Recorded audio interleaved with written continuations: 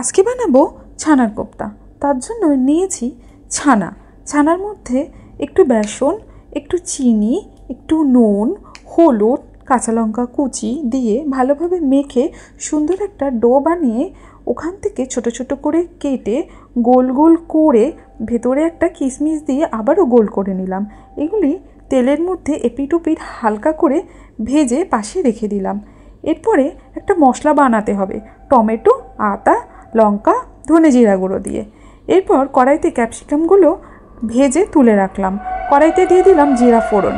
আলুগুলি ভেজে নুন, হলুদ আর বাটা মশলা দিয়ে কষিয়ে গরম মশলা, ভেজে রাখা ক্যাপসিকাম আর চিনি দিয়ে আবারও কষিয়ে জল দিয়ে ফুটিয়ে আলুগুলো সেদ্ধ হয়ে গেলে কোপ্তাগুলো দিয়ে একটু ফুটিয়ে নামিয়ে নিতে হবে। বেশি ফোটাবেন না, কোপ্তাগুলো নরম হয়ে ভেঙে যেতে পারে।